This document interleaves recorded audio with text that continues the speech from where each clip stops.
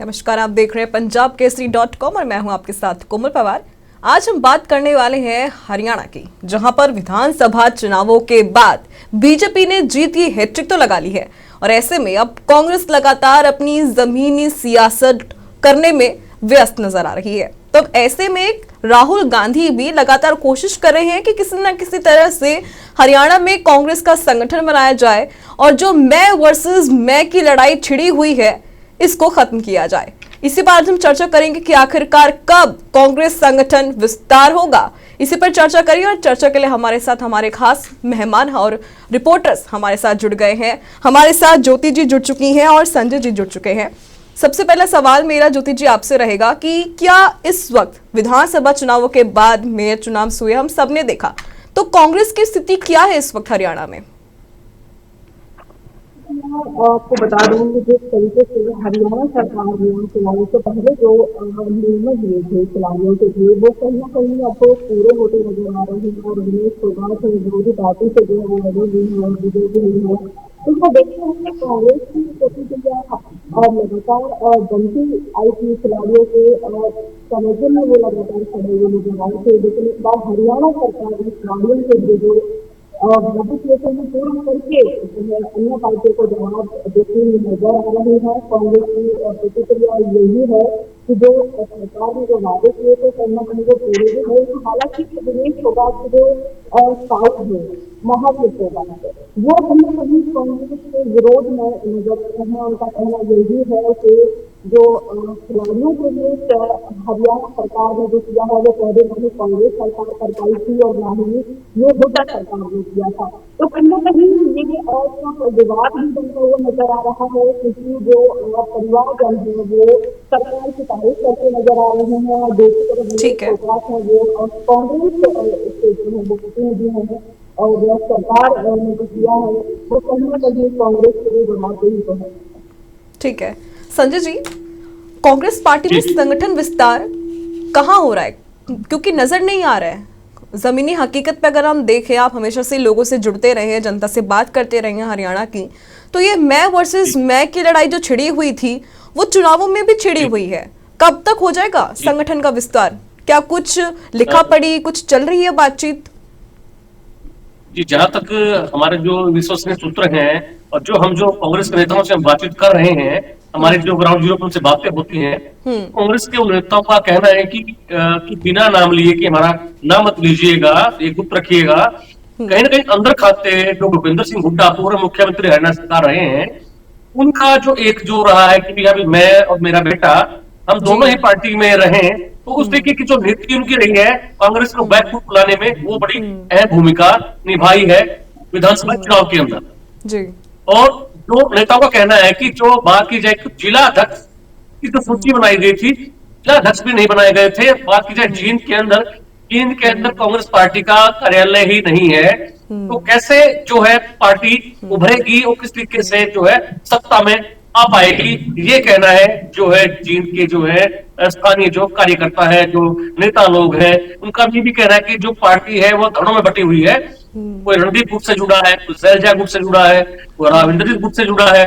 कहीं ना कहीं ये गुटबाजी भी कांग्रेस को गड्ढे में गिरने का काम करती हुई नजर आ रही है। जी, आपको लगता है कि जो कांग्रेस है वो जो हुड्डा की छाया उनके नेताओं पर छिड़ी हुई है, क्या वो उनको बाहर ला पाएंगे?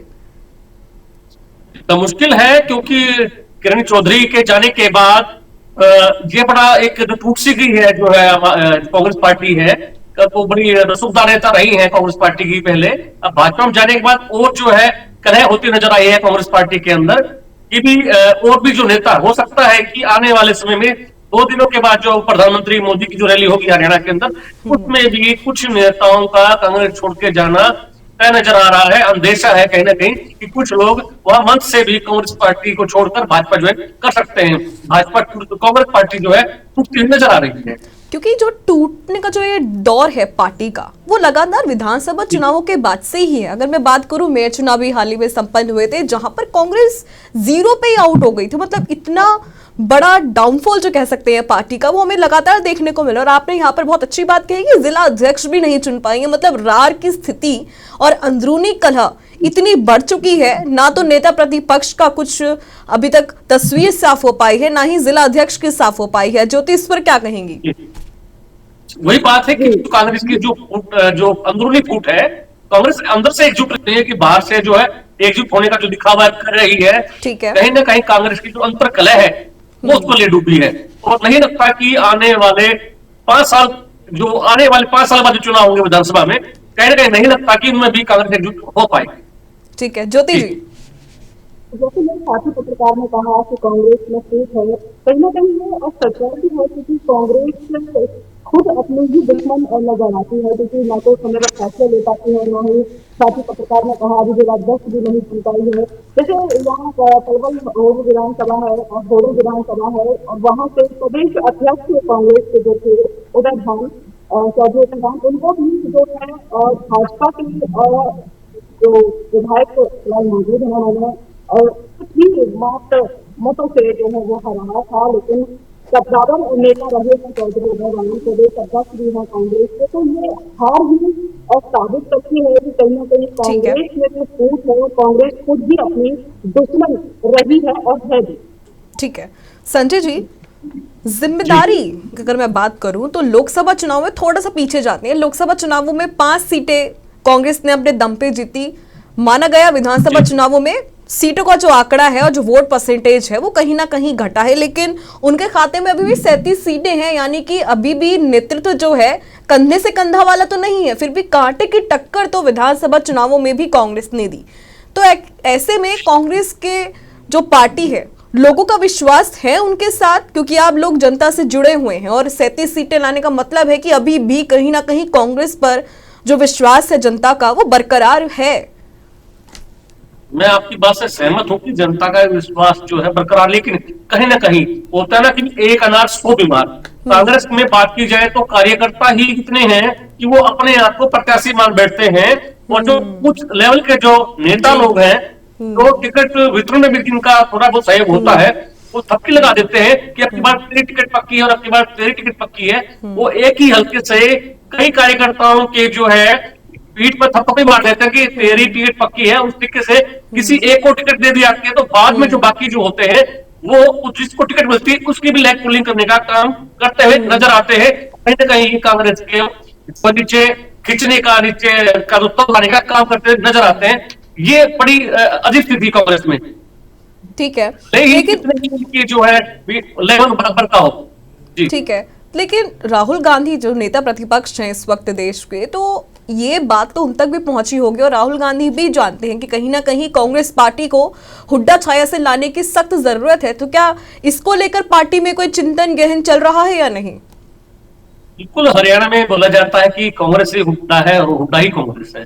कहीं ना कहीं वो कहते हैं ना कि जैसे कि महाराष्ट्र में पुत्र मोह में अंधा होकर बाला साहब ठाकरे ने उद्धव ठाकरे को जो है पार्टी का नेता बनाया और अपने जो भतीजे को है उसको दरकिनार किया, वो कहीं ना कहीं हरियाणा में देखने को नजर आया है कि राज ठाकरे को अलग कर दिया, उद्धव ठाकरे को नेता बनाया। वो कहीं ना कहीं हरियाणा में ऐसा है कि अपने बेटे को आगे करने के चक्कर में हुड्डा साहब जो है दूसरे नेताओं को कहीं ना कहीं अपने दामन से छूटते हुए नजर आ रहे हैं, उनसे जो हाथ उठाकर जाते हुए नजर आ रहे हैं नेता लोग कांग्रेस के। हाँ, तो कहीं ना कहीं राहुल गांधी ने भी पूरा प्रयास किया था विधानसभा चुनावों में भी, ये जो कलह चल रही थी, जो गुटबाजी चल रही थी, उसको साफ करने की कि मंच में जिस तरह से वो एक दूसरे के हाथ पकड़ के, दोनों ही नेताओं के हाथ पकड़ के उन्होंने ये संदेश देने की कोशिश की कि कांग्रेस में कोई गुटबाजी नहीं है, कोई अंदरूनी कलह नहीं है, लेकिन वो साफ तौर पर नजर आए। तो अब ऐसे में कांग्रेस कैसे, क्योंकि कहीं ना कहीं संजय जी ये पार्टी के लिए भी काफी चिंता का विषय है, क्योंकि अच्छा खासा वोट प्रतिशत मिला है, सीटें भी अच्छी खासी मिली है और कांग्रेस हरियाणा में एक ऐसी पार्टी है जो मजबूत स्थिति में रही है। तो क्या जनता आने वाले समय में कांग्रेस का साथ देगी? क्योंकि देखिए, अगर 37 सीटें कांग्रेस के पास है तो कहीं ना कहीं बीजेपी के लिए भी मुश्किलें हैं, क्योंकि 37 सीटें उनकी झोली में है। जी, कहीं ना कहीं ये जो बात है कि आने वाले समय में ये बात गर्व के संदर्भ में है कि कांग्रेस आ पाएगी नहीं आ पाएगी, ये जनता के मूड पे डिपेंड होगा। जैसे कि लोकसभा में 5 सीटें कांग्रेस की आई और विधानसभा में लग गया था कांग्रेस को भी कि कांग्रेस आ रही है आ रही है आ रही है, लेकिन कहीं ना कहीं टिकटों के आवंटन के बाद जैसे हरियाणा कुमारी शैलजा को तो किया गया और नेताओं को दरकिनार किया गया, उनके टिकटें नहीं दी गई। हो सकता है कि आने वाली स्थिति बनी रहे, यानी आप संजय जी ये बोल रहे हैं, हैं कार्यकर्ताओं से। ठीक है, यानी कि आप ये कह रहे हैं कि गुटबाजी का इलाज अवश्य कांग्रेस की तरफ से किया जा रहा है। मंच पे हाथ मिलाते नजर आते हैं नेता, लेकिन दिल नहीं मिलते लोगों के, दिल नहीं मिलते लेकिन हाथ मिलते जरूर नजर आते हैं मंच पर। ये काफी सुर्खियों में भी रही थी ये लाइन जो आपने बोली है कि कहीं ना कहीं अपने ही कार्यकर्ताओं को साथ में लेकर नहीं चल पाई थी हरियाणा में कांग्रेस। तो ऐसे में बड़ा सवाल है कि आखिरकार ये मैं वर्सेस मैं की लड़ाई कब खत्म होगी।